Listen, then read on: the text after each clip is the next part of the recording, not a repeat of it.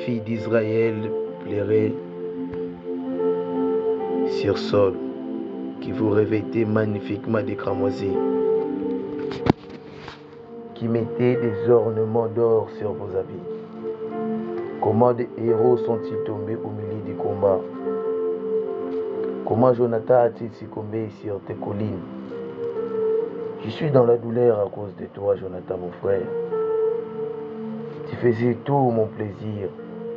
Ton amour pour moi était admirable, au-dessus de l'amour des femmes.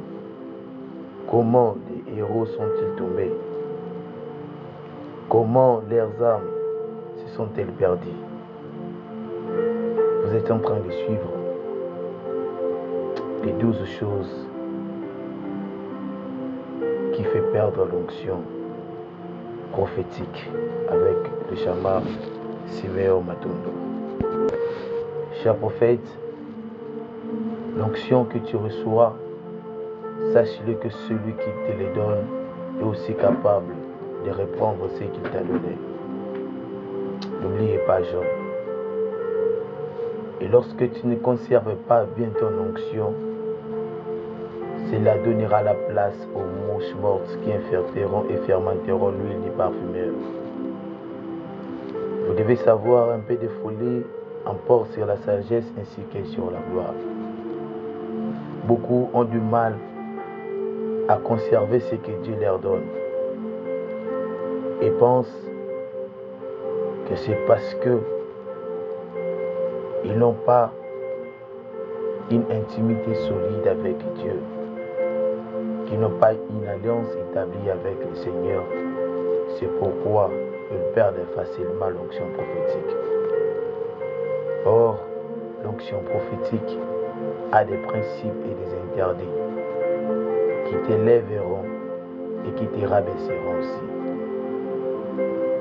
La première des choses, c'est lorsque vous êtes invité dans une conférence, dans une croisade, uniquement pour faire un service prophétique, vous perdrez votre onction prophète. Dieu n'est pas dans la démonstration. Dieu est derrière sa parole. Il ne nécessite pas un prophète pour démontrer à son peuple ce que ce prophète est capable, mais c'est ce que lui est capable de faire. Beaucoup acceptent des invitations pour se faire voir, non pas pour révéler celui qui leur envoie. Lorsque l'homme se manifeste, les dieux de la manifestation se taisent. Prophète, évitez de mentir au nom de Dieu sous forme d'une vision, un songe ou une prophétie. Jérémie chapitre 14, le verset 15, il est dit: à chaque fois que vous prophétisez, sachez qu'il y a une armée qui te regarde dans les cieux ici sur la terre. Ce n'est pas simplement ceux qui sont dans la salle qui comptent.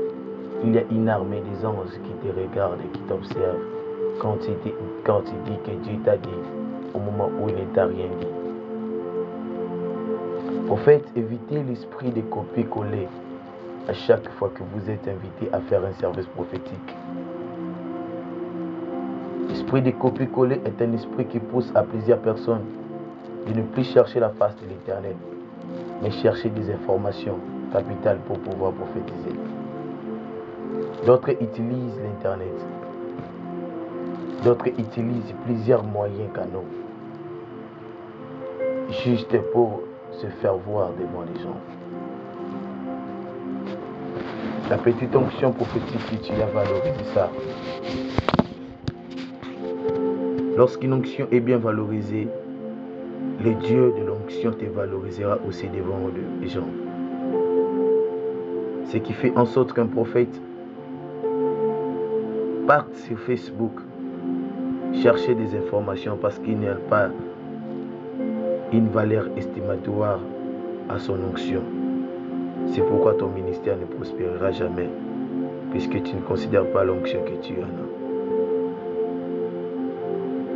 Prophète, évitez l'esprit de sondage à chaque fois que tu es invité à faire un service prophétique.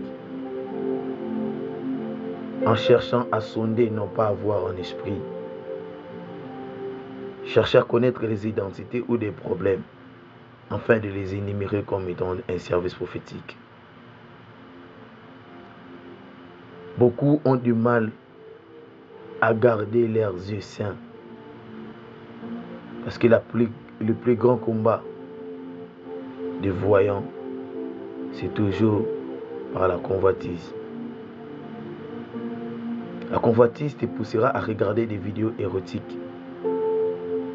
La convoitise te poussera à accumuler plusieurs femmes dans le ministère. Elle te poussera à passer plus de temps au téléphone qu'à la présence de Dieu. La convoitise te poussera à créer des services avec des sœurs sous prétexte des services prophétiques, juste afin de prophétiser avec eux. Prophète, vous devez savoir qu'à chaque fois que l'onction augmente dans ton ministère, l'esprit de l'impudicité aussi s'augmente. Le fort en résiste, le moins fort regarde des vidéos érotiques et le plus faible tombe, puis succombe. Ce qui amènera à la perte de l'énergie spirituelle, à la perte de la perspicacité prophétique et qui t'introduira en enfer. Prophète, Dieu parle et derrière sa parole se cachent des principes qui élèveront ton onction et des interdits qui manifesteront sa divinité. Lorsque Dieu te donne l'onction prophétique, la première des choses, ne cherche pas à apparaître, mais cherche à connaître les principes qui sont liés à l'onction qu'il t'a donnée.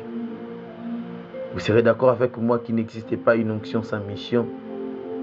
Tant qu'il y a une onction, il y a une mission. Tant qu'il y a le respect de la mission, il y a aussi la suffisance de l'onction. Prophète, évitez d'organiser des programmes sans la couverture de ton père spirituel. Lorsque tu n'es pas encore ordonné dans le ministère, lorsque tu n'es pas encore libéré par ton père, sache-le que les esprits te verront. Il y a les esprits de l'air, il y a les esprits des gens que vous voyez, il y a des démons qui convoitent votre âme, parce que vous détenez ce qu'eux cherchent aussi, c'est l'onction prophétique. C'est pourquoi sans la couverture de ton père spirituel, tu feras un bon service, mais après quoi, vous vivrez des répercussions de la chair. Prophète, évitez de croire que vous pouvez tout et que les onctions des autres ne suffiront pas pour vous. Le premier signe majeur qui montre à tel point que celui-ci est utilisable par Dieu, c'est son humilité à se voir petit devant les gens. L'orgueil rabaissera toujours ton onction prophétique, là où les portes te seront ouvertes. On ne reçoit pas simplement l'onction par un père, mais aussi tu peux le recevoir par ton frère. Avoir de frères qui prophétisent plus que vous, c'est bien. Mais honorer aussi leur onction, c'est plus mieux. Un prophète sans une discipline est un lion au milieu des loups. Prophète, sache-le que tu es un homme dangereux. Ta présence signifie pour plusieurs une réponse favorable de Dieu. Ta présence peut être aussi un signe de malheur pour le peuple. Un prophète qui est toujours dans le restaurant, qui passe presque tout son temps au milieu de ses fidèles, ne sera jamais considéré. Et sa présence ne dira absolument rien à ceux qui le côtoient.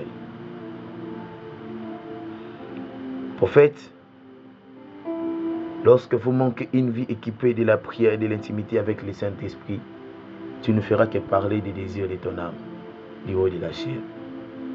Le Saint-Esprit amène notre âme à comprendre les langages de Dieu. Mais lorsque tu n'écoutes plus la voix de ton peuple, que tu écouteras la voix du Saint-Esprit. Plusieurs ont du mal à différencier la voix de l'Esprit ainsi que la voix de la chair parce qu'ils passent plus leur temps avec le peuple qu'avec le Saint-Esprit. Il n'existait pas un principe plus grand que la prière. C'est la prière qui nous contacte avec les divins. Et c'est la prière qui te sauvera. Seigneur, garde tes serviteurs auprès de toi.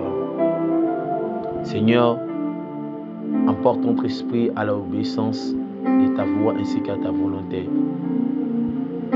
Amène notre esprit dans le monde des informations, là où les yeux de Balaam s'ouvrent,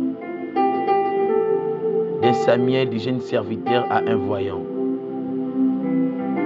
Mais pardonne nos péchés et renouvelle ta bonté dans nos vies. Nous t'avons ainsi prié. Amen. Fille d'Israël, pleurez sur Saul, qui vous revêtait magnifiquement de cramoisis, qui mettait des ornements d'or sur vos habits. Comment des héros sont-ils tombés au milieu du combat? Comment Jonathan a-t-il succombé sur tes collines?